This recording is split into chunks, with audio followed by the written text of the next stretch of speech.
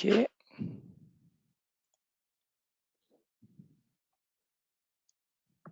Bon. On a 6 personnes connectées pour l'instant. On va attendre quelques secondes de plus, histoire d'avoir une masse critique, et puis on va décoller pour être dans le respect du timing.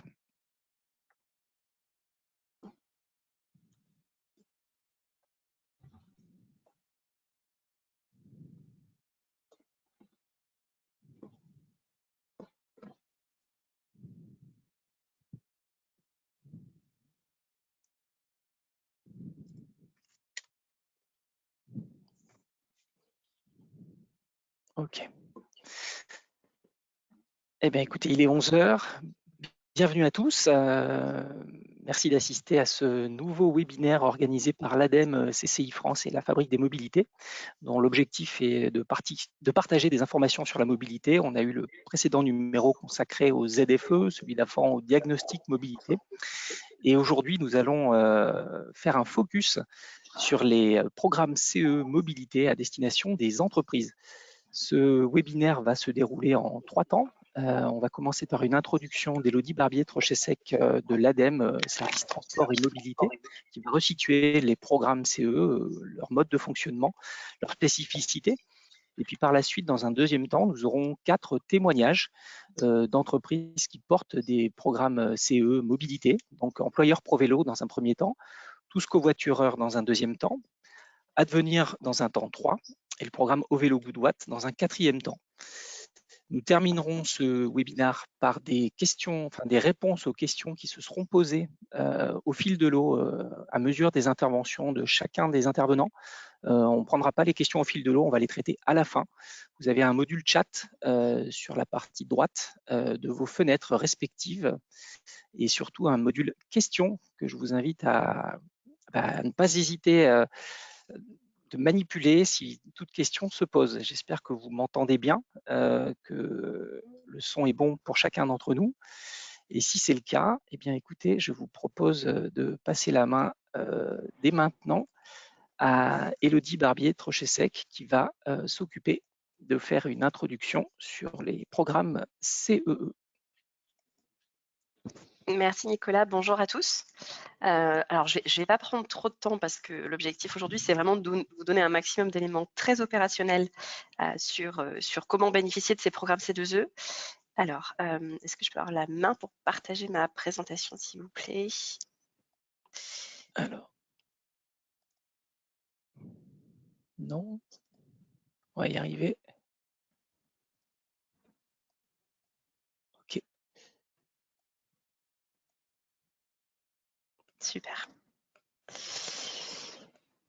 Voilà, donc une introduction très rapide avant d'entrer dans le concret pour vous dire concrètement qu'est-ce que c'est que ces programmes C2E. C2E, ça veut dire certificat d'économie d'énergie. Le dispositif C2E, c'est un dispositif qui est en place depuis 2006 et qui oblige des obligés, donc des fournisseurs d'énergie et de carburant, à inciter les consommateurs d'énergie à faire des économies d'énergie. Et donc, depuis 2011, ce dispositif peut financer des programmes qui vont concerner la formation, l'information, l'innovation et plus récemment, la logistique et la mobilité économe en énergie fossile. On a également des programmes de lutte contre la précarité énergétique. Ces programmes, ils sont dans leur grande majorité sélectionnés sur appel à projet. On a eu le 5e appel à projet en 2021, il s'est clôturé fin 2021. Et ces programmes comportent des axes qui peuvent concerner ou pas le transport et la mobilité. Typiquement, sur l'appel de 2021, il y avait un axe fret fluvial et ferroviaire. En 2019, on avait la mobilité au sens large et on avait d'ailleurs beaucoup de programmes mobilité qui avaient été sélectionnés à ce moment-là. Pour vous donner aussi un ordre d'idée de pourquoi on vous parle de ces programmes C2E, sur la période 2018-2021, les programmes C2E, c'est à peu près 1,5 milliard d'euros de financement disponible pour des programmes qui touchent un petit peu tous les secteurs de consommation d'énergie. Et donc, vous avez tout le détail sur comment fonctionnent ces programmes sur le lien que je vous ai donné. Je vais vous parler davantage des programmes vraiment mobilité. Juste pour vous expliquer un petit peu comment ça fonctionne. Un programme en fait, c'est un fonds, excusez-moi, ça me gêne ça. Un programme, c'est un fonds qui est porté donc par un porteur qui peut être n'importe quel type de personne morale qui reçoit de la part donc des obligés du dispositif et des délégataires des financements. Les financeurs, en échange de ces financements, ils reçoivent des C2E. Et le porteur, sur la base d'une convention qui est établie avec le ministère de la Transition écologique, a des objectifs à atteindre sur une durée donnée, avec un budget donné, et va mettre donc ces fonds à profit d'un programme à destination de bénéficiaires. Et donc, un certain nombre de programmes ciblent les employeurs, les entreprises, et c'est de cela dont on va parler aujourd'hui. Sachant que le bénéfice d'un programme, ça peut être un accompagnement technique, une formation, différents types de ressources, des guides, de la méthodologie, et ça peut être également le cofinancement d'actions. C'est ce qui vous sera présenté tout à l'heure. Et du coup, si je fais un focus sur le sujet qui nous intéresse aujourd'hui, à savoir le transport et la mobilité, aujourd'hui, il y a 28 programmes qui concernent le transport et la mobilité pour plus de 500 millions d'euros de financement disponibles, des programmes qui sont portés par différents types d'acteurs, qui ciblent différents cibles, et donc il y a un certain nombre de programmes qui ciblent les entreprises et qui vont concerner la cyclo-logistique, le covoiturage, les bornes de recharge électrique, le fret durable, le vélo, les comités scolaires, etc. Donc le panel de programmes est très large et le type d'action qui est proposé dans ces programmes est également très large. Et vous avez un catalogue qui liste l'ensemble de ces programmes qui est disponible en ligne. Je vous ai mis le lien. Vous pouvez vraiment retrouver tous les détails sur ce qui est disponible comme financement pour des durées qui, je le rappelle, sont finies. On est en général sur des programmes de 3, maximum 4 ans. Donc, voilà, n'hésitez pas à bénéficier de ces programmes tant qu'ils sont en place. J'en ai fini pour ma présentation. Vous avez également mon adresse mail au besoin. Je réalise que je ne me suis même pas présentée. Donc, Élodie Trochezec de l'ADEME, je fais partie du service transport de l'ADEME et notamment, je suis tous ces programmes vélo, covoiturage, notamment à destination des entreprises. Merci Élodie. Je rappelle également que seront envoyées à tous les participants les présentations que vous allez recevoir aujourd'hui, auxquelles vous allez assister, et donc avec toutes les coordonnées de chacun des intervenants pour une prise de contact directe si vous le souhaitez. Je vais à présent passer la parole à Florence Labarre qui va nous présenter le programme employeur ProVélo. Bonjour. Alors, là, je ne sais pas lequel des écrans vous voyez. Est-ce que vous voyez la présentation ou vous voyez en double? Bureau, Florence, pour l'instant. Pardon?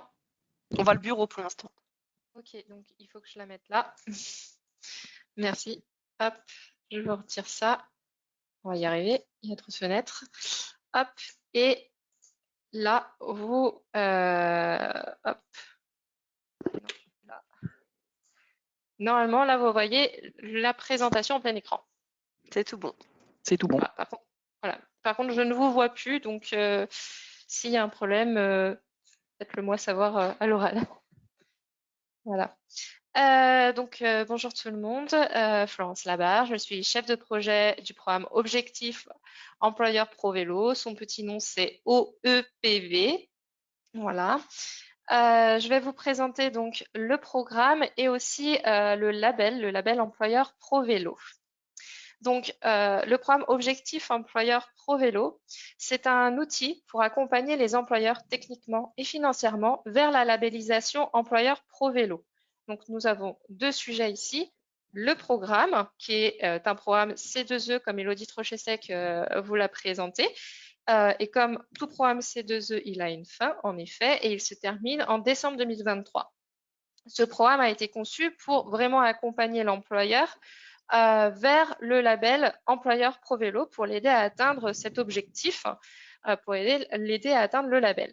Ce label, lui, par contre, il va perdurer dans le temps, bien au-delà, il va perdurer dans le temps, et il est attribué pour 3 ans. Voilà. Et donc, pour le moment, aucun label n'a été attribué. Les premiers labels vont être attribués dans le cadre du programme dans les prochains mois. Donc, si le programme vise à accompagner l'employeur vers la labellisation, pourquoi se faire labelliser? Alors, pour l'employeur, c'est une marque de son engagement en faveur du vélo. C'est aussi un moyen de renforcer sa marque employeur et notamment aux yeux des futurs salariés. c'est un indicateur aussi de montrer qu'il va avoir un ensemble d'équipements et d'actions mises en œuvre qui facilitent les déplacements, notamment de déplacements domicile-travail, mais aussi déplacements professionnels à vélo. C'est pour l'employeur aussi un moyen de progresser dans sa démarche pro-vélo, s'engager dans le label.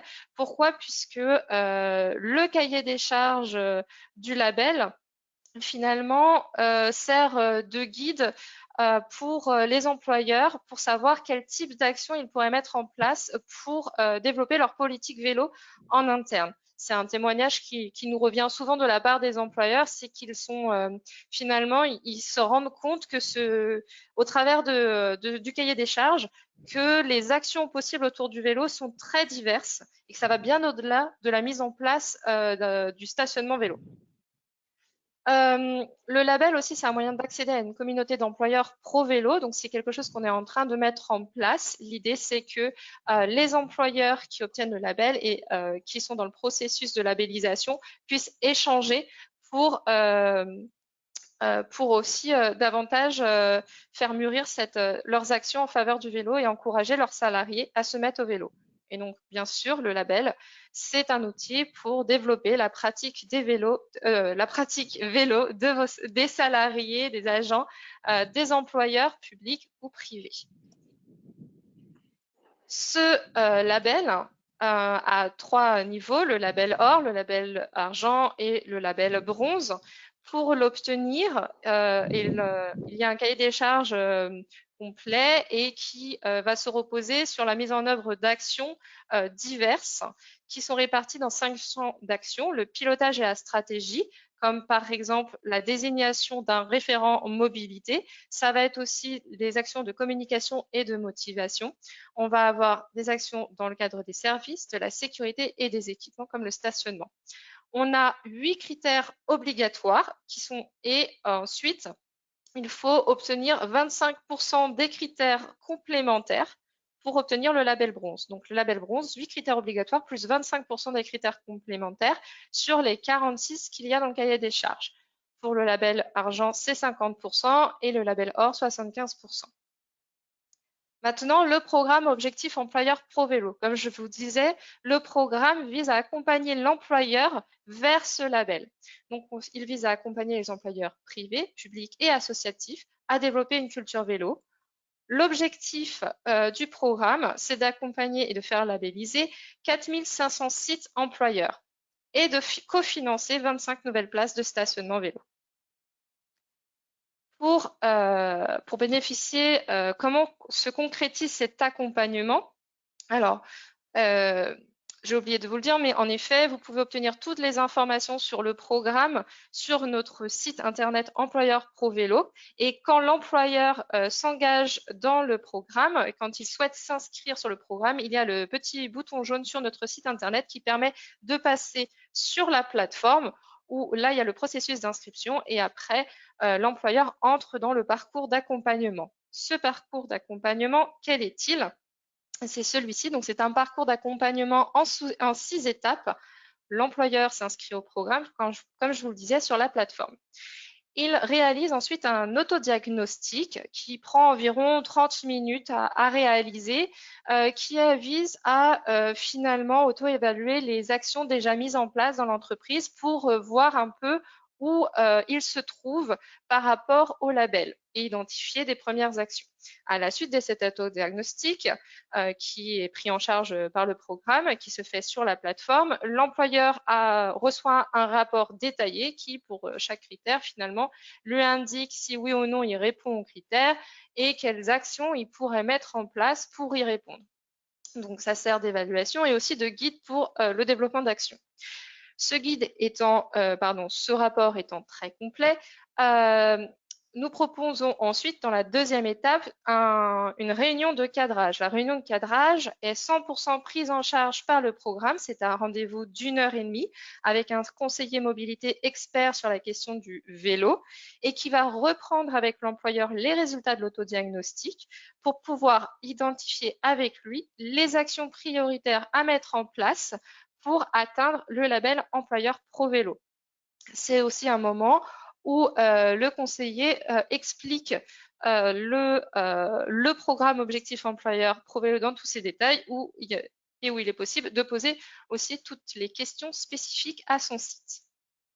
Une fois que l'employeur a réalisé sa réunion de cadrage, il passe donc à l'étape numéro 3 qui est la charte d'engagement. Dans cette charte d'engagement, l'employeur s'engage à mettre en œuvre un ensemble d'actions pour aller vers le label employeur Pro-Vélo, mais il s'engage surtout à passer l'ensemble des commandes qui permettra de recevoir un cofinancement, je reviendrai après, uniquement sur la plateforme, puisque si ce n'est pas passé sur la plateforme, nous ne pouvons pas enregistrer la demande et nous ne pourrons pas verser la prime. Une fois que la charte d'engagement est signée, l'employeur peut donc arriver dans l'espace catalogue. Nous avons construit un catalogue réparti en 4 thématiques qui sont le stationnement, la formation à la pratique du vélo quotidien, la mécanique vélo et le conseil et accompagnement. Ces thématiques sont cofinancées entre 40 et 60%. Donc, en entrant dans le programme, l'employeur se voit attribuer une enveloppe entre 4 000 et 10 000 euros selon s'il est en France métropolitaine ou non, et surtout selon la taille de son entreprise. On a 3 paliers, moins de 50, entre 50 et 250 et plus de 250 salariés sur un site. Donc, en fonction de cette enveloppe, l'employeur va pouvoir piocher dans le catalogue et bénéficier d'une prime, par exemple, sur le stationnement, en achetant du stationnement vélo. Il pourra, au travers de ce catalogue, avoir 40% de cofinancement de son équipement. Les prestations proposées dans le catalogue ont été conçues pour aider l'employeur à répondre aux critères obligatoires du label. Une fois que l'employeur a mis en place un ensemble d'actions et qu'il pense répondre aux critères du label et les critères qui correspondent au niveau qu'il vise, au niveau de labellisation qu'il vise, alors il peut aller faire sa demande d'audit. L'audit est également pris 100% en charge par le programme. Pour l'instant, la demande d'audit n'est pas encore débloquée, elle le sera courant juin.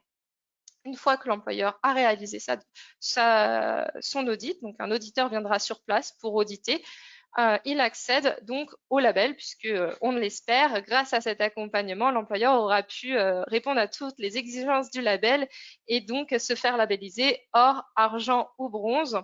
Et en accédant au label, il obtient l'attestation et un kit de communication. Voilà. Je vais m'arrêter là pour le moment. Si vous avez des questions, notamment sur le catalogue ou sur le process, je pourrai vous répondre à la fin de l'ensemble des présentations. Voilà. Très bien. Merci Florence. Je vais à présent passer la main à Noé Jubert qui va nous présenter le programme Tous covoitureurs. Bonjour à tous. Nicolas, je veux bien que tu présentes à ma place. Je suis désolé, j'ai pas eu les équipes IT n'ont pas eu le temps de me donner accès D'accord. Alors, je vais reprendre la main moi. Hop. Dans ce cas, est-ce que vous voyez ma fenêtre? Oui, c'est bon, c'est affiché. Oui, il faudrait que je la mette en plein écran. Alors oui, c'est pas encore en grand. Ok. Et on peut directement passer à la slide suivante. Merci beaucoup. Donc bonjour à toutes et tous. Donc je suis Noé Jubert, délégué à la stratégie chez Klaxit, opérateur de covoiturage. On porte le programme Tous covoitureurs et dans cette présentation, j'ai un petit peu vous expliquer ce qui a fait toute la réflexion qu'on a eue de manière à proposer un programme très opérationnel à destination de ses bénéficiaires et de façon à ce que je puisse vous expliquer ce que contient ce programme et comment y adhérer. On peut passer à la slide suivante, s'il vous plaît, Nicolas. Déjà, sur les logiques de mobilité, le vélo en fait partie, mais le covoiturage aussi beaucoup. On est sur des dynamiques de changement de comportement. Donc, développer le covoiturage, c'est aller au-delà des automatismes et de la norme sociale. Et donc, on ne peut pas prétendre vouloir agir sur cette mobilité si on ne suit pas certains processus et si on n'a pas en tête les différents axes par lesquels chacun de nous doit passer pour atteindre le comportement souhaité, à savoir ici le covoiturage. Donc dans un premier temps, il faut savoir faire prendre conscience aux gens de la réalité de leur comportement et de l'impact de leur comportement sur le climat, sur leur pouvoir d'achat, sur l'ensemble des systèmes de mobilité. Donc on va d'abord devoir passer par une phase d'inhibition de l'habitude. Et enfin, la deuxième étape va se tourner vers des actions qui vont avoir pour but de fournir les bonnes raisons d'essayer pour changer les croyances sur le comportement cible, rendre plus favorable le covoiturage, rendre plus favorable le vélo. Je vais prendre l'exemple du vélo. Si certaines personnes peuvent être réticents pour se mettre au vélo pour leur déplacement professionnel, c'est peut-être parce qu'ils pensent qu'il n'y a que des dangereux écologistes antinucléaires qui font du vélo. Donc, l'idée, c'est de déconstruire ces croyances pour montrer que le vélo, c'est une mobilité que peut adopter tout à chacun, peu importe ses catégories sociales, de façon à neutraliser finalement ces pratiques-là et donner une bonne raison d'essayer la mobilité ciblée. Et enfin, c'est de mettre en place les bonnes méthodes, le bon cadre, de façon à ce que le comportement cible soit adopté dans le temps et à plusieurs occasions, et pas seulement une fois ponctuellement sur vraiment des phases d'exception. Il faut vraiment définir un cadre qui va permettre aux utilisateurs de régulariser leur pratique de façon à ce que ce soit le plus durable possible à terme. Dans la slide suivante, on peut observer les quelques freins auxquels on fait face pour définir le comportement de mobilité. Et donc, vous aurez du coup accès à un petit graphique qui explique un petit peu qu'est-ce qui constitue le comportement favorable à l'égard ou non du covoiturage. Donc, il y a des facteurs sur lesquels nous, opérateurs, on ne va pas pouvoir agir, donc les facteurs sociodémographiques, les facteurs situationnels qui sont vraiment au niveau beaucoup plus macro. Et en revanche, le but de ce programme, c'est d'agir et de rendre les facteurs psychosociaux, les faire devenir le plus possible des facteurs de motivation à l'égard du covoiturage, alors que à ce stade, sur une personne lambda, certains vont être soit des freins, c'est-à-dire prenons l'exemple de la motivation économique, c'est un facteur psychosocial. Si la personne n'est pas enclin à vouloir optimiser son pouvoir d'achat sur ses déplacements professionnels, ça va pas être un facteur positif à l'égard du comportement de covoiturage. En revanche, si on est sur une personne pour qui le pouvoir d'achat est déterminant et donc opter pour le covoiturage est quelque chose d'important pour la préservation de son pouvoir d'achat, en revanche, ça va donc agir comme un facteur positif, un levier de motivation. Donc on a listé quelques freins et on a relevé que les freins liés aux partenaires et les freins liés aussi aux motivations économiques étaient particulièrement majeurs dans la définition d'un programme à l'encontre du covoiturage.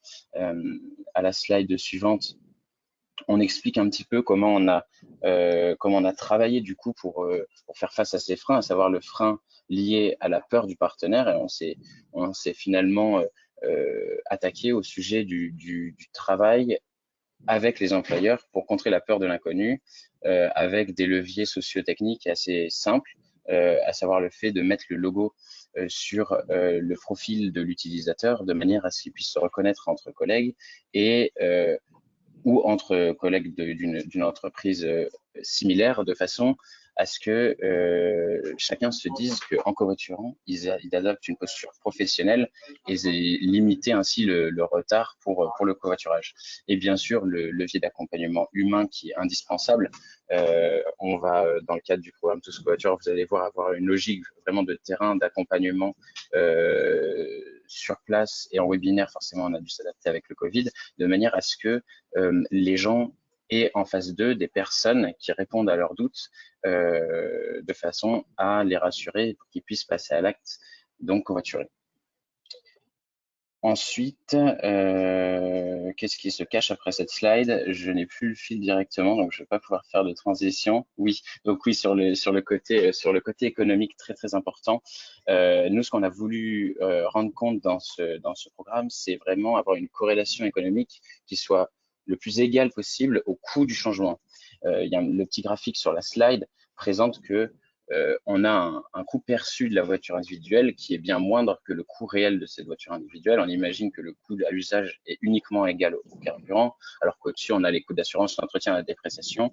Et donc, on a vraiment voulu axer le programme Tous Covoitureurs, en plus de l'accompagnement des employeurs et des employés, vers cette brique indispensable, mais aussi la notion de gratuité d'usage du covoiturage pour faciliter le passage à l'acte des covoitureurs.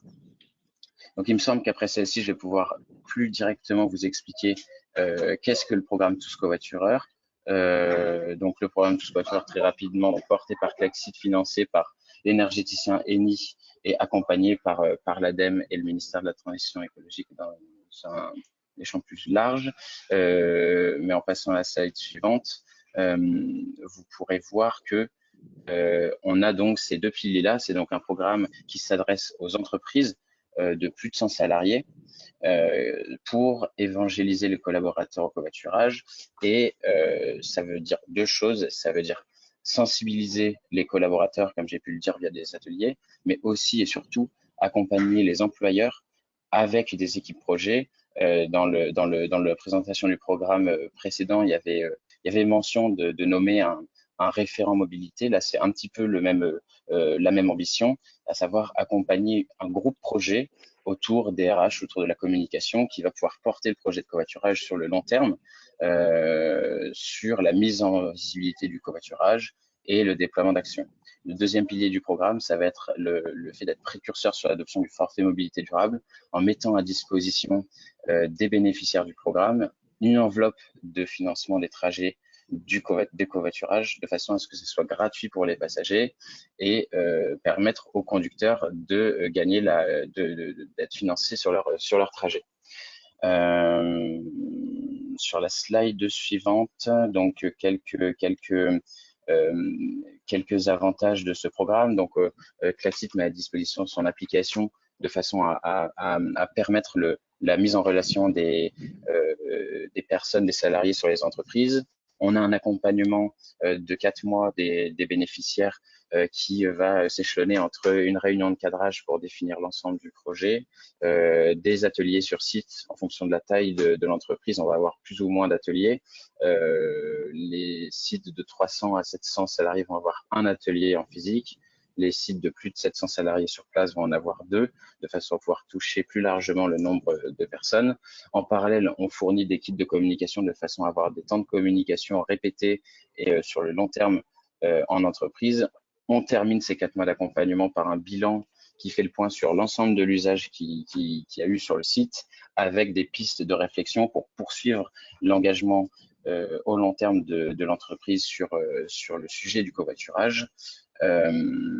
Et à l'issue du programme, le bénéficiaire a le choix soit de porter le sujet du covoiturage tout seul avec les compétences qu'il aurait acquis et l'équipe de communication qui lui aurait été proposée, soit de rejoindre l'opérateur de covoiturage de son choix, donc Klaxit ou d'autres plateformes. À la fin de la présentation, il y a l'ensemble des opérateurs de covoiturage qui sont recensés sur le registre national de preuves de covoiturage. Et donc, sur la slide suivante, si je ne m'abuse, il me semble que je présente un petit peu le parcours d'accompagnement. Voilà, donc comment on adhère. Vous contactez le programme Tous Covoitureurs via le site internet. Il faudrait que je mette à jour la présentation pour le mentionner.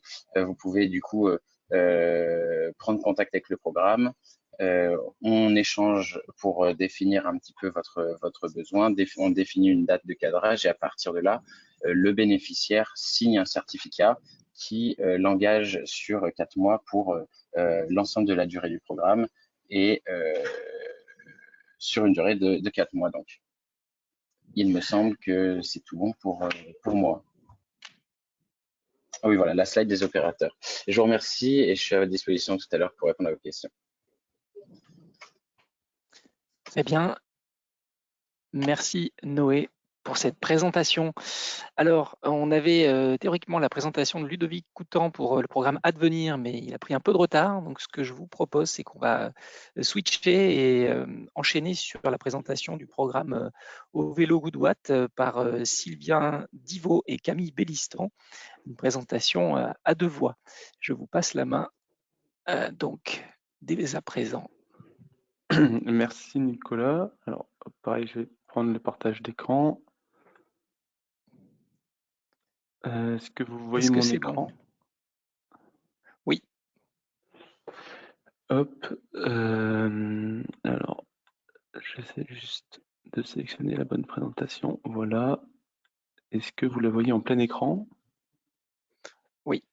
Parfait. Eh ben, bonjour à tous pour cette présentation du programme C2E au vélo et plus précisément de son dispositif de prêt de vélo Goodwatt. Je vous propose une rapide présentation de notre structure Mobilité Demain pour nous situer et puis après on va parler plus précisément de ce programme. Donc Mobilité Demain qui porte ce programme C2E, c'est une structure créée en 2020, donc on est tout jeune, on a 2 ans. On est la filiale directe du bureau d'études Énergie Demain qui a l'habitude d'accompagner les collectivités dans leur démarche de transition énergétique.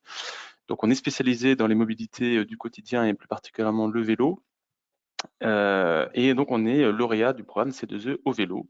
Donc ce programme C2E, c'est un programme C2E à hauteur de 7 millions d'euros jusqu'à fin 2023. On a été prolongé, hein, là-bas c'était fin 2022, mais avec le Covid, on a été un petit peu prolongé, et qui a pour objectif d'accompagner les employeurs, collectivités, entreprises, dans une démarche de prêt de vélo auprès de leurs salariés. Donc l'objectif, c'est de toucher 450 entreprises d'ici fin 2022.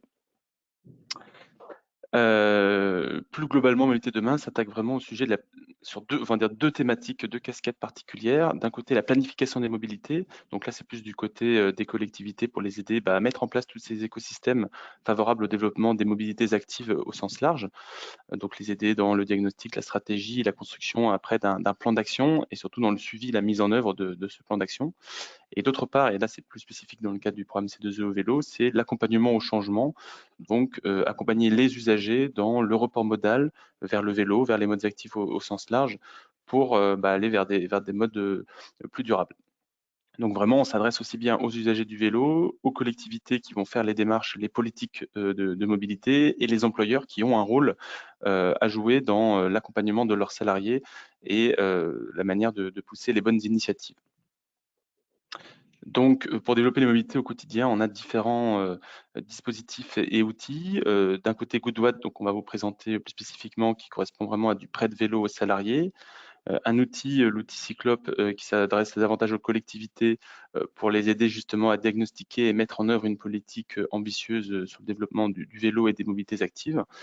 Et enfin, on est labellisé dans le cadre du programme OEPV qu'a présenté Florence tout à l'heure, pour justement sur le volet conseil aux entreprises, pour venir les conseiller et les aider à mettre en place un écosystème favorable et obtenir le label employeur pro vélo.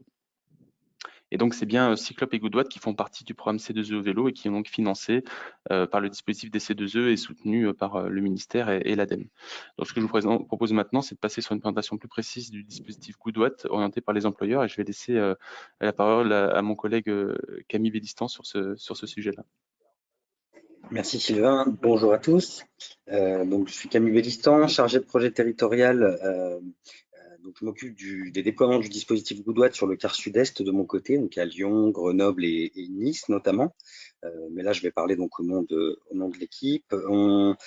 Le dispositif Goodwatt est déployé dans 25 villes en France, dont la métropole de Lyon, et propose aux salariés de tester un vélo électrique pendant 1 mois. Donc, on prête bien 20 vélos à assistance électrique à 20 salariés dans chaque structure. Des salariés qui sont volontaires et sélectionnés selon 3 critères. En priorité, on veut prêter nos vélos à des automobilistes pour créer un report modal de la voiture individuelle vers le vélo. Un deuxième critère de sélection pour les salariés et pour les participants. On souhaite qu'ils aient un kilométrage domicile-travail qui soit adapté à l'usage du vélo électrique. Donc, un trajet qui soit ni trop court ni trop long. Et qu'ils disposent à domicile d'un stationnement sécurisé pour éviter un maximum le vol. L'idée de ce test, c'est de montrer aux salariés que se déplacer à vélo électrique, finalement, c'est pas si compliqué et que ça représente pas mal d'avantages et pourquoi pas de leur donner envie d'adopter durablement ce mode de transport à l'issue du mois de test. Goodwatt est proposé donc aux salariés par l'intermédiaire de leur employeur, pour qu'il s'agisse d'un dispositif qui est clé en main et qui peut être inclus dans le cadre d'un plan de mobilité ou dans des démarches en faveur de la qualité de vie au travail. On s'adresse à des employeurs de tout secteur et de toute taille. Donc, par exemple, à Lyon, on s'est déployé à la SNCF et à la CAF, chez Airbus à Toulouse, chez Keolis et Dalkia à Lille. Donc là, je vous parle de grosses structures, mais aussi des entreprises qui sont un petit peu plus petites, comme Keas Group à Grenoble. Chez eux, ils sont 30 salariés, ou Qualcomm à Nice, qui est un autre exemple d'une plus petite structure, ils sont 70. Voilà, pour vous montrer qu'on s'adresse à tout type d'employeurs et pas seulement aux grosses entreprises. Sur la slide qui va suivre, vous allez voir à quoi ressemble un déploiement et un prêt de vélo. Concrètement, on prête des vélos qui sont assurés et qui sont tout équipés. Donc, aux participants, on va lui remettre en plus du vélo un casque, un cadenas, un gilet réfléchissant, un vêtement de pluie, une bombe anti-crevaison et un support de smartphone pour qu'il ait son GPS avec lui. Donc, voilà tout le matériel qui va bien pour qu'il puisse profiter de sa pratique le mieux possible pendant le mois de prêt. Mais c'est pas juste un prêt de vélo, on les accompagne, notamment sur le volet sécurité qui est très important pour nous et les employeurs, avec une formation au savoir rouler en ville qui est dispensée par les moniteurs diplômés d'associations locales. Donc, par exemple, je prends un exemple, moi, sur mon territoire à moi. À Lyon, je suis accompagné de la Maison du vélo de Lyon sur les prêts de vélo, et à Grenoble, je suis accompagné par l'ADTC. Donc voilà, des associations qui connaissent le territoire, la cyclabilité du territoire, et qui peuvent donner des conseils qui sont adaptés aux participants et aux villes dans lesquelles on se déploie. Pour accompagner le participant, il y a également une application mobile qui est à dispo avec des conseils et un GPS qui propose des itinéraires vélo sécurisés. Donc, aussi important, c'est important pour nous d'accompagner ces participants puisque, comme je vous disais, on les sélectionne d'abord parce qu'ils sont automobilistes au quotidien. Donc quelqu'un, voilà, tout le monde sait faire, enfin, les salariés à qui on prête nos vélos savent faire du vélo, mais pour certains, ça fait peut-être 20 ans qu'ils viennent au travail en voiture et donc c'est pas évident. Voilà, on ne sait pas quel itinéraire prendre. On a besoin de conseils, on a besoin d'être rassuré sur sa pratique. D'où l'idée de faire intervenir des assos locales et de proposer cette application pour les soutenir, pour les aider pendant le mois de prêt. Et enfin, on propose des quiz sur le code de la route cycliste. Goodwatt, c'est un dispositif en 3 étapes. Vous le voyez à l'écran. Il y a une première phase de sensibilisation et de candidature. Donc, l'employeur va communiquer auprès de ses salariés. On lui remet un kit de communication pour faciliter sa communication en interne, donc qu'il puisse dire à tous ses collaborateurs, voilà, Goodwatt va se déployer chez nous à telle date. Si vous souhaitez candidater, n'hésitez pas, créez-vous un profil sur leur site. Donc nous, on va récolter les candidatures des salariés. Et ensuite, en fin de phase de candidature, on va les sélectionner. On va sélectionner les 20 qui remplissent au mieux nos 3 critères pour leur prêter ensuite le vélo sur 1 mois. Et une troisième étape qui est une phase de bilan où là, chaque salarié va recevoir un bilan personnalisé sur sa pratique et un bilan qui est plus global pour l'employeur pour lui montrer concrètement comment les vélos ont roulé pendant le mois de prêt et puis se projeter aussi avec lui en faisant certaines projections sur l'usage du vélo en interne. Sur la slide qui suit, vous voyez le bilan. Alors là, je vous présente le bilan d'Air France. 20 salariés d'Air France à Valbonne, donc à Sophia Antipolis, ont profité du dispositif Goodwatt en février dernier. Donc chez eux, ils sont 400. On a prêté 20 vélos à 20 salariés. Je vous présente les chiffres et les principaux enseignements de ce mois de test. Donc là, il y a vraiment une vraie parité, 50% de femmes et 50% d'hommes. La répartition habituelle, elle est un petit peu plus en faveur des femmes. Souvent, il y a 55-60% de femmes. L'âge moyen des participants était de 45 ans et leur trajet domicile-travail en moyenne était de 9 km, ce qui revient à peu près à 30 minutes de trajet garanti, puisque contrairement à la voiture, en vélo électrique, il n'y a pas d'embouteillage. Et puis l'assistance électrique aide jusqu'à 25 km/h. Donc finalement, pour parcourir une dizaine de kilomètres, en vélo électrique, on met une demi-heure. Les participants, dans le cas d'Air France, ont utilisé leur vélo 2 jours par semaine. À l'époque, il y avait un télétravail qui était encore assez massif chez Air France. Habituellement, l'utilisation moyenne, elle est plutôt de 3 jours et demi par semaine sur le mois de prêt. Donc voilà, c'est une valeur qui est plutôt faible ici sur la slide, mais qui est un peu plus importante habituellement. Et puis par salarié, sur la droite, vous avez un bilan par salarié, donc c'est 150 km parcourus pendant le mois. Une économie de 105 € pour ceux qui utilisent habituellement leur voiture pour se rendre au travail. Finalement, le VAE, enfin le vélo à assistance électrique, c'est cher à l'achat, mais tous ceux qui sont passés au VAE pour leur déplacement du quotidien vous diront qu'ils font des économies.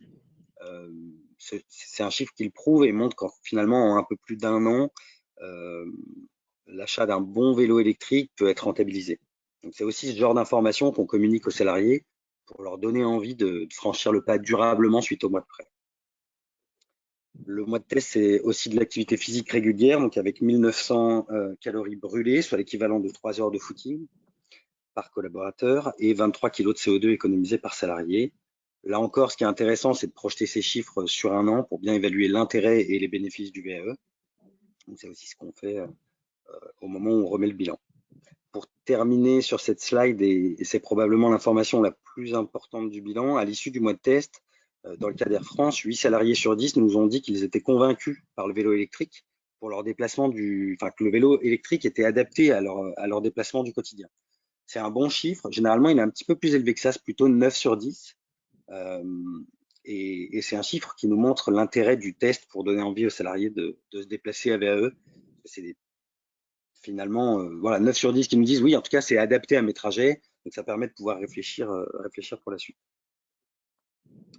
Et enfin, peut-être quelques verbatims des retours de salariés suite au mois de prêt. On leur fait remplir une enquête de satisfaction au moment où ils nous ramènent les vélos. Et on leur demande ce qu'ils en pensent. Il y a deux points qui ressortent. Les salariés, globalement, valident l'intérêt du package global qui est proposé par Goodwatt, le vélo, les équipements et puis les formations à la sécurité. Ils nous disent par exemple les modules de formation sont très bien faits et à mon avis indispensables.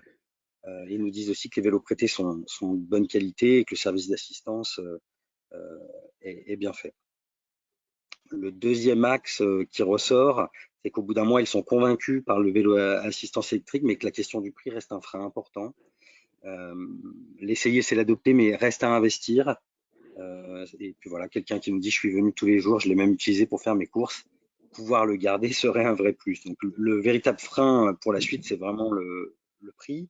Et pour lever ce frein, on va proposer des actions à l'employeur lors du bilan, notamment via la mise en place du FMD, si ce n'est pas déjà le cas chez eux, en tout cas accompagner l'employeur sur ces démarches pour la suite. FMD, forfait mobilité durable. L'acronyme, voilà, pour ceux qui ne savent pas. Très bien. Merci Camille pour cette présentation. Je vais à présent passer la main à Ludovic Coutan qui va nous présenter le dispositif Advenir. Voilà, bonjour à tous, est-ce que vous me voyez bien?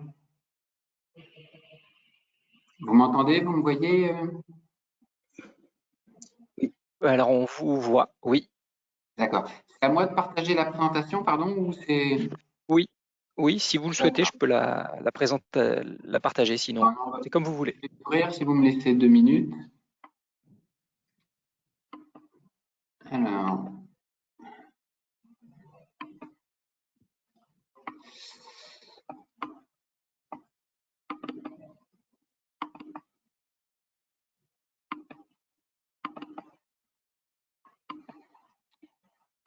Alors, pour une raison que j'ignore, il semblerait que j'ai un problème informatique. Je veux bien que vous la partagiez si c'est possible. Sans problème. Merci. Je vais reprendre la main. Voilà, donc en attendant, je vais me présenter et présenter la structure à laquelle j'appartiens. Donc, bonjour à tous. Donc, je suis Ludovic Coutan, responsable du programme Advenir, qui est donc un programme de financement de bornes de recharge de véhicules électriques et qui est donc piloté par l'Aver France. Donc, pour ceux qui ne nous connaîtraient pas, l'Aver France est une association interprofessionnelle qui fédère les acteurs donc de la mobilité électrique. On va retrouver plus de 200 membres au sein de l'Aver France, issus de corps de métiers assez variés, des énergéticiens, des constructeurs automobiles, des gens qui sont spécialistes de la conception et la production voilà, d'appareils électriques, électroniques et également des installateurs, des structures de conseil et des collectivités qui sont également présentes au sein de l'AVER. Donc, on est un pôle d'expertise et de compétences sur le sujet et c'est dans ce cadre-là que le ministère de la Transition écologique a décidé de nous confier le pilotage du programme Advenir. Alors, quelques chiffres sur le programme Advenir pour vous donner un petit peu voilà, la volumétrie et l'ambition qu'il y a derrière notre action. Donc, on a été reconduit à 3 reprises et dont la dernière date de décembre dernier. Donc, on a pour ambition de déployer 125 000 points de recharge partout en France d'ici à fin 2025. Pour ce faire, donc nous sommes dotés d'un budget de 320 millions d'euros. Le programme a été créé en 2016.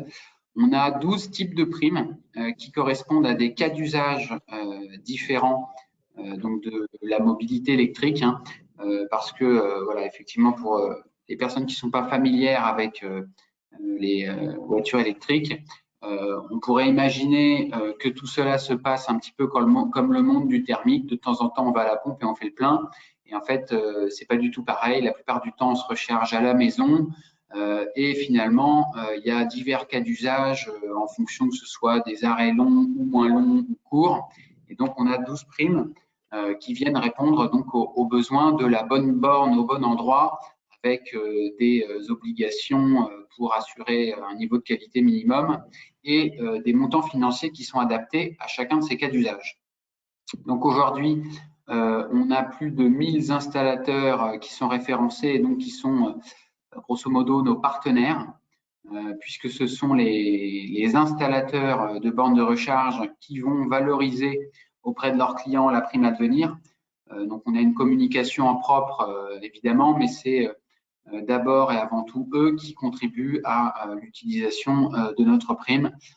Donc, on est très heureux de ce partenariat et d'avoir fédéré partout en France autant d'acteurs. Et donc, la date de fin du programme, je l'avais déjà évoqué, 2025. Voilà, donc ça, c'est notre comité de pilotage, bon, assez classique. J'ai vu qu'il y avait déjà quelques programmes C2E qui avaient été présentés. Donc, j'imagine que vous êtes familier de la chose.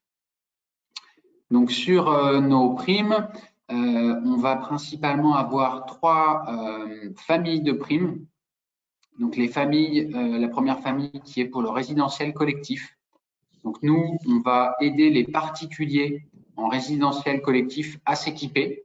Donc, le programme Advenir n'accompagne pas les particuliers en logement individuel ou en pavillon, parce qu'il y a d'autres dispositifs comme des crédits d'impôt qui suffisent pour accompagner ces besoins. Dans le résidentiel collectif, la situation est plus complexe, les coûts plus importants, il faut se raccorder au TGBT des parties communes, etc. Donc, nous proposons des primes, on va dire, complémentaires qui viennent s'ajouter au crédit d'impôt également disponibles en résidentiel, voilà, en logement individuel. On va voir ensuite les primes à destination des entreprises et des personnes publiques qui elles-mêmes voilà, se sous-divisent en sous-cas d'usage. Donc, les points de recharge pour les flottes et les salariés, donc qui, au passage, est une prime qui aura vocation à progressivement disparaître, hein, puisque sa fin est annoncée pour fin 2022, selon les consignes de notre comité.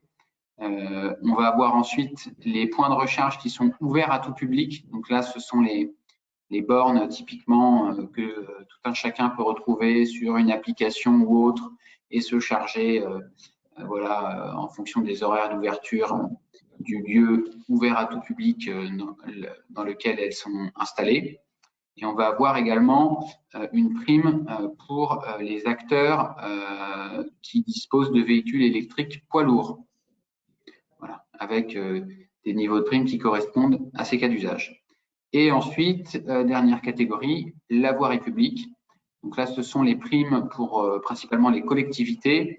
Donc, on a une prime pour qui souhaitent mettre en place des points de charge ouverts à tout public sur la voirie, des points de charge pour les 2 roues, également un dispositif pour moderniser les points de charge obsolètes. Donc ça, c'est pour les acteurs qui auraient fait des déploiements avant les obligations réglementaires de 2017 et qui aujourd'hui seraient obsolètes. On va les aider sous certaines conditions à mettre à jour leur point de charge via une prime dédiée. Et également, donc là, c'est vrai que c'est un dispositif qui vient d'être arrêté. Il faudra qu'on mette à jour la présentation. Mais on finançait jusqu'à il y a des stations et des hubs de recharge haute puissance qui sont l'idée, c'est d'avoir sur un même site à minima 4 points de charge très haute puissance pour faire le plein du véhicule en moins de 20 minutes. Et là, on est dans des installations électriques, on va dire, de grande ampleur qui nécessitaient donc une prime en spécifique. Donc voilà pour la description de nos différentes primes. Si vous pouvez passer le slide. Si. Donc les montants d'aide, vous pourrez évidemment les retrouver dans le détail sur notre site internet et on a également un simulateur qui par l'intermédiaire de quelques questions simples vous permet d'identifier la prime à laquelle votre projet serait éligible, mais les montants sont les suivants. Donc voilà, sur le résidentiel collectif, on va accompagner à 50% avec un plafond à 960 € pour les solutions individuelles et à 1660 € pour les solutions partagées, qui sont les bornes qui sont installées dans des copropriétés sur des places qui sont à disposition de l'ensemble des résidents et voilà, au tour à tour par un mécanisme de réservation, on peut bénéficier, enfin on peut profiter de la recharge du point de charge partagé. Le sujet des infrastructures collectives qui là est pour le pré-équipement avant les bornes. Donc là, c'est une prime un petit peu particulière avec voilà qui a des niveaux de barème voilà, qui sont grosso modo de l'ordre de 50%, mais à creuser voilà, en fonction des installations électriques précises. Slide suivant, s'il vous plaît. On va retrouver également donc, voilà, les primes que j'évoquais tout à l'heure pour les entreprises. Donc, sur les flottes et salariés, on était à 20%, mais ça va donc disparaître fin 2022. Sur les poids lourds, on est à 60%, donc avec des primes qui vont de 2700 jusqu'à 960 000 € si vous êtes dans des projets de conversion des projets de conversion de sites logistiques majeurs. Voilà. Ensuite, l'ouverture au public, 50%, de 1 700 € à 15 000 € en fonction de la puissance des points de charge. Et le dernier cas est un sous-cas de l'ouverture au public. Pas besoin de détailler. Je ne sais pas si on peut passer à la suite.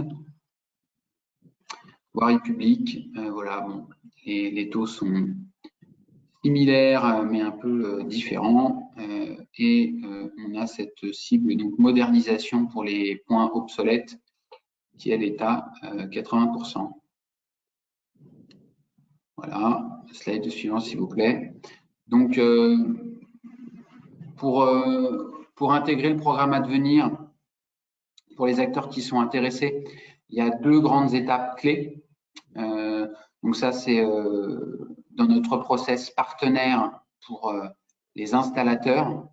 Donc les installateurs qui souhaitent faire bénéficier de la prime Advenir à leurs clients doivent d'abord se déclarer au programme dans le cadre d'une labellisation d'offres commerciales dans laquelle ils vont voilà, s'engager à avoir pris connaissance de l'ensemble de nos modalités et à les respecter. Et ensuite, ces mêmes acteurs installateurs pourront réaliser des dépôts de demande de prime pour leurs bénéficiaires. Donc ça, c'est le process. Hein, nous, en tout cas sur les bénéficiaires particuliers ou même entreprises, on les invite à se faire accompagner par des installateurs pour gérer le processus de demande de prime parce qu'il y a un peu de technique tout de même par rapport à nos exigences et au niveau de prime pour remplir un dossier proprement. Et donc là, ça, c'est le parcours pour les installateurs qui ont vocation donc à accompagner leurs clients dans l'acquisition des primes dues. Ça, c'est les deux étapes clés. Ensuite, on les détaille un peu. Voilà, la labellisation d'offres, c'est un processus assez simple. On s'inscrit sur notre plateforme, on dépose une demande, nos équipes vérifient la validité des éléments transmis dans le cadre de la demande, la valident sous 7 jours, et ensuite vous pouvez faire bénéficier la prime à vos clients. Et sur le processus suivant, on peut, voilà, donc ça c'est le processus de demande de prime type. Pareil, on se connecte à la plateforme, on complète un formulaire. La plateforme va calculer l'offre de prime qui correspond à votre projet. À partir du moment où ce document est signé, nous, on va réserver les fonds sur notre outil informatique. Vous avez 6 mois, enfin l'installateur, porteur de projet a 6 mois pour réaliser les travaux et transmettre les pièces justificatives afférentes. Et une fois qu'on a obtenu tout ça, nous, on valide et on verse la prime sous 45 jours. Et donc, le détail de tous nos cahiers des charges associés à chaque prime est disponible sur notre site internet. Et j'en profite également pour vous informer que nous avons un pôle support et accompagnement composé de 4 personnes à temps plein que vous pouvez joindre donc là au numéro qui s'affiche ou dans tous les cas sur le lien voilà, du pôle support et accompagnement qui est disponible sur notre site advenir.mobi. Voilà, j'en ai fini pour cette présentation. Je ne sais pas si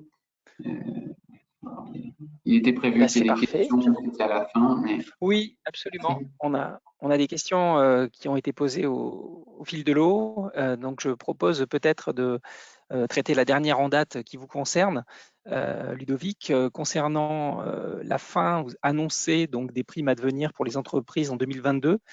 La question est de savoir si ça concerne à la fois les points de recharge flotte et parking ouvert. Alors, la fin, c'est pour qu'on appelle, nous, la prime flotte et salariés, qui concerne des points de charge qui vont être sur des parkings d'entreprise pour voilà, la camionnette de la flotte ou le véhicule de fonction ou personnel d'un des salariés. Donc, ce sont des bornes qui sont non accessibles au public. Donc, ça va s'arrêter fin 2022.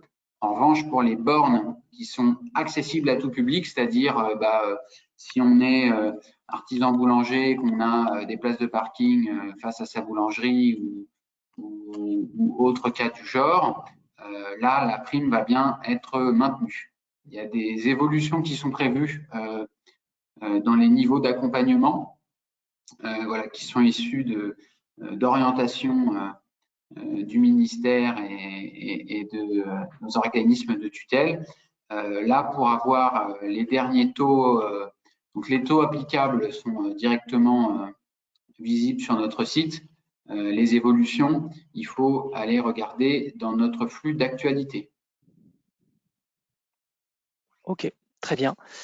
La question suivante, enfin la première question qui a été posée dans l'ordre, et j'espère bien identifier à qui elle s'adresse puisque ce n'était pas spécifié. Je crois que c'était employeur ProVélo qui faisait référence à un catalogue, sauf si c'était tous covoitureurs, mais il me semble que c'était employeur ProVélo. Vous avez fait référence à un catalogue et la question était de savoir s'il était accessible pour identifier le type d'action à mettre en place. J'entends pas la question parce que j'ai plus de son. Ah. Je sais pas si vous parlez de mon côté. Plus... Oui. Alors, on vous entend. J'ai pas entendu la question, ça a coupé à ce moment-là. D'accord. La question était de savoir si le catalogue d'actions, enfin il y a un catalogue accessible pour identifier les actions à mettre en place. Vous avez évoqué un catalogue dans votre présentation et celui-ci est-il accessible Ok, vous voulez que je piocher dedans. Ok, ouais. Et vous voulez... Oui, le catalogue, je ne sais pas si vous pouvez afficher quand vous êtes déjà en partage d'écran mon PowerPoint Oui. pour rendre les choses un peu plus concrètes et le mettre en slide 27 ou slide 28. Et en attendant, en parallèle, je réponds. Donc oui, on a un catalogue de prestations, comme je vous disais, avec 4 thématiques. Et donc, les prestations sont présentées sur notre plateforme pour les commander au travers de notre plateforme. Mais vous pouvez aussi accéder aux détails à titre d'information sur notre site Internet où nous avons une page dédiée au catalogue. Et normalement, c'est un PDF. Mais je peux vous donner quelques détails. Donc, sur du stationnement, c'est pour cofinancer à hauteur de 40% abri, attache, consigne ou services complémentaires de type station de gonflage, par exemple, ou des casiers. Sur la formation à la pratique du vélo. Donc voilà, donc ça c'est le cofinancement global, 60% de cofinancement sur le conseil, 40% sur les équipements de stationnement, 60% sur la formation à la pratique du vélo et 40% sur la prestation de maintenance. Et si vous passez au slide suivant, voilà. Donc pour dire que sur notre site internet, vous pouvez retrouver ce même tableau. Ça, c'est notre cofinancement sur le stationnement que je viens de vous présenter. Il y a le slide suivant qui est sur la formation à la pratique du vélo. Voilà, donc c'est des prix forfaitaires. Vous avez une prise en charge à 60% et donc c'est par exemple des cours de remise en selle pour les salariés. Ça va être la conduite aux abords du lieu de travail qui va être un peu sur le même principe de remise en selle mais en groupe. Vous avez la prise en main de vélo à assistance électrique et la route vue du guidon qui est en fait une formation théorique sur les rappels du code de la route du vélo. Si on passe au slide suivant, c'est un détail pareil, c'est des prestations forfaitisées, donc à cofinancement de 40%. Et donc, les prestations, c'est le contrôle technique des vélos des salariés, je précise bien des salariés, l'entretien et la réparation, là aussi, des vélos des salariés, ou sinon, la possibilité de cofinancer des ateliers mécaniques participatifs, où là, c'est le salarié qui répare son vélo avec l'aide d'un mécanicien qui est venu sur place. Et la dernière, c'est le conseil et accompagnement avec un cofinancement à 60%, où là, on peut vous accompagner sur le diagnostic mobilité axé sur le vélo, qui pourrait compléter, par exemple, votre plan de mobilité s'il a été fait il y a quelques années, le plan de mobilité des employeurs, donc 60% de cofinancement. La formation et l'outillage de la personne référente mobilité. Donc, peut-être que quand l'employeur rentre dans le programme, il n'a pas encore nommé un référent. Donc, l'idée, c'est que en cours de route, une fois que ce référent est nommé, qu'il puisse être formé sur le label, sur les questions de mobilité axées sur le vélo. Et puis, vous avez aussi la possibilité de faire un audit à blanc, préparation à la labellisation, qui est cofinancé. Voilà. Si ça répond à la question. Bah, écoutez, ça a l'air. Pas de nouvelles questions en référence. Alors, écoutez, on va passer à la suite. La question s'adresse à tous covoitureurs. Si nous sommes une association d'entreprises, est-ce que l'on peut mettre en place tous covoitureurs au bénéfice de nos adhérents ou est-ce que c'est seulement possible sur une collectivité territoriale? Alors, merci pour la question. Le mieux, c'est que l'association... Alors, il faut peut-être préciser parce que j'imagine que vous posez la question potentiellement parce que vos adhérents ont potentiellement une taille plus faible des 100 salariés à partir de laquelle on commence à travailler. Le plus simple, en fait, c'est vraiment que vous fassiez la communication à destination de vos adhérents pour que ces derniers soient individuellement bénéficiaires du programme Tous Covoitureurs. Et après, en revanche, dans la gestion du projet, on peut tout à fait s'adapter de manière à ce que l'ensemble de vos adhérents se lancent en même temps et que vous, en tant qu'association de la zone, vous ayez cette visibilité-là d'accompagnement un petit peu macro dans la démarche. Ok, alors, j'ai pas de... ça a l'air assez clair. Alors c'est la même personne qui posait une question. Ils sont en train de regarder sur la mise en place du programme. Klexit a indiqué qu'il n'y avait plus de financement CE et que le coût de la licence serait de 2 000 € par an et l'accompagnement payant.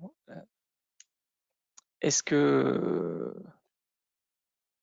c'est une information qui a évolué? Est-ce que c'est toujours d'actualité dans ce cadre-là? Alors, les informations sur le pricing, je ne sais pas d'où ils sortent. En revanche, c'est vrai qu'on est sur la fin du programme. Il nous reste une trentaine de crédits. Et il est possible que sur le site, je vais voir peut-être que ça vient d'être mis à jour. Et dans ces cas-là, si vous voulez continuer, non, normalement.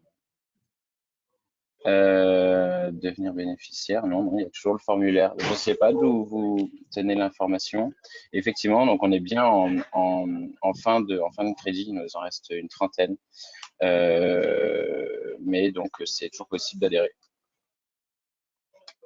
via le formulaire sur le site. Bah, c'est bientôt la fin.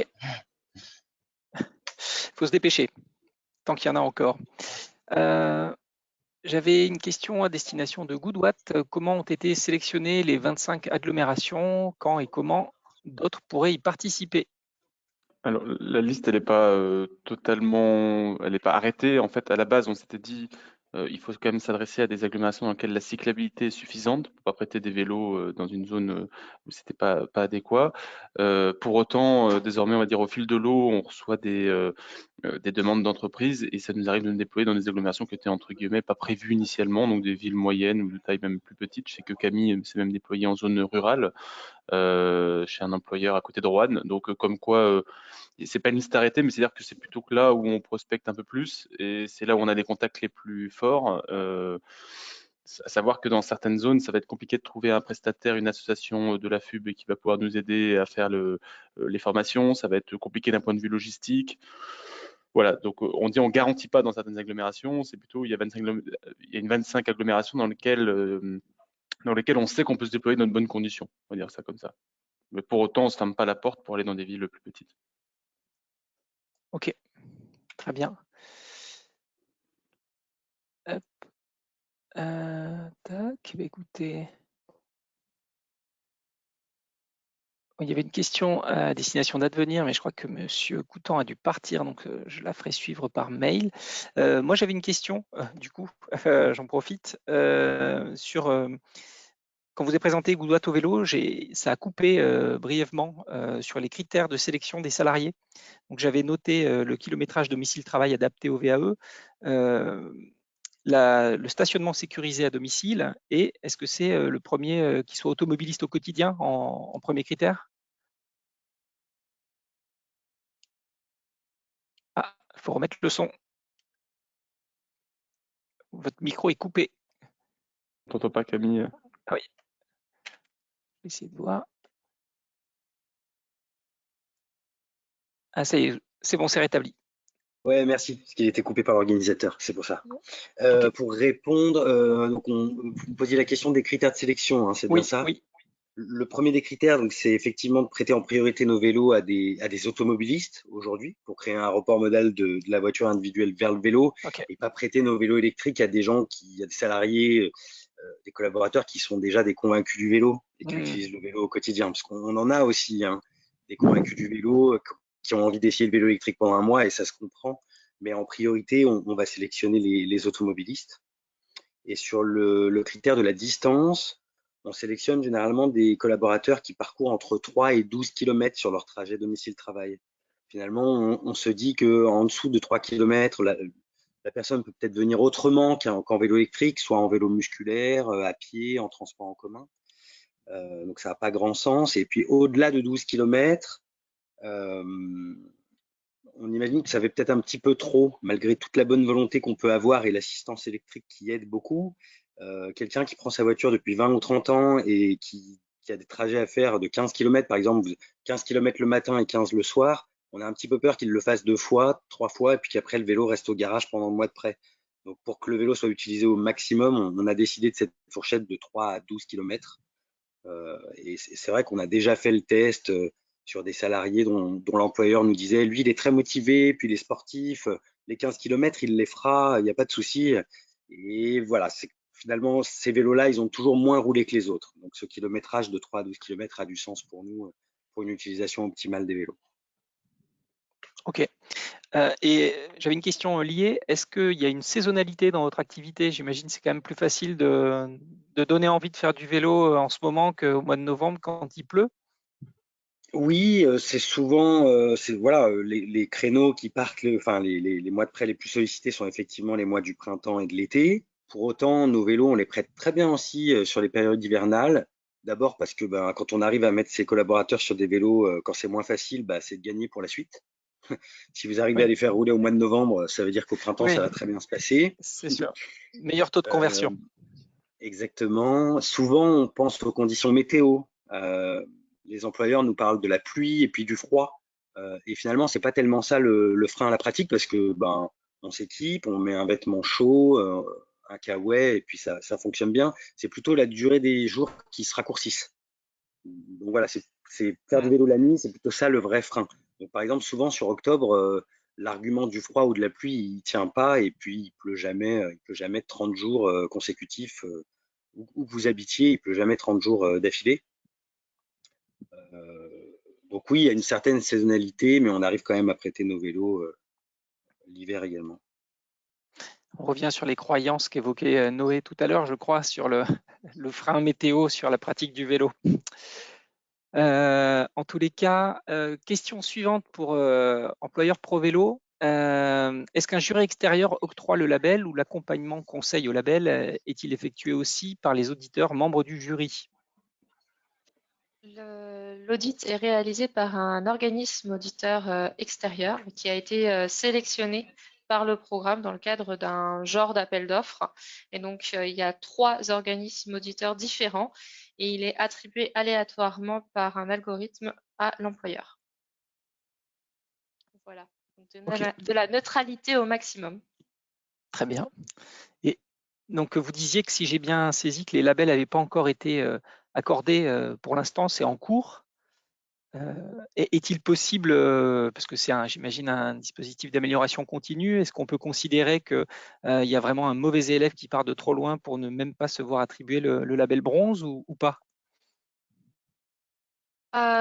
Disons que je pense surtout que c'est le risque, c'est les employeurs qui pensent être prêts et qui aillent directement à la labellisation en se disant moi j'ai fait plein de choses et je vais me faire labelliser et de toute façon je vais avoir l'or et finalement en fait comme il était tellement convaincu qu'il aurait le label, il n'a pas passé assez de temps pour le regarder et, et donc s'assurer qu'il a mis en place cette diversité d'actions parce que c'est vraiment ce que le label valorise, la diversité d'actions en faveur du vélo, puisque c'est par la diversité d'actions qu'on va impulser un changement de comportement. Tout le monde n'est pas sensible au même type d'action. Et donc, c'est plutôt ça le risque, c'est d'être tellement convaincu qu'on va l'avoir, qu'on ne fasse pas les efforts nécessaires pour l'avoir. Voilà. Donc, j'encourage tous les employeurs à regarder attentivement et à vraiment bénéficier, à tirer parti de l'accompagnement qu'on propose. Gare à l'excès de confiance. D'accord. Très bien. Écoutez, on a balayé l'ensemble des questions qui ont été posées sur le module prévu à cet effet. Si personne d'autre a de remarques ou questions supplémentaires, je pense qu'on va conclure ce webinaire. Je vais vous remercier chacun d'entre vous d'y avoir participé, d'avoir répondu à ces questions et puis présenter chacun vos dispositifs. Comme je l'indiquais, les présentations que vous avez reçues aujourd'hui vous seront tous envoyées par mail avec les contacts, les coordonnées de chacun des intervenants.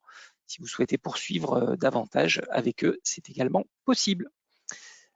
Sur ce, je vous souhaite une très bonne fin de journée et un bon appétit. Merci. Bonne journée, au revoir tout le monde. Bonne journée, au revoir. Au revoir.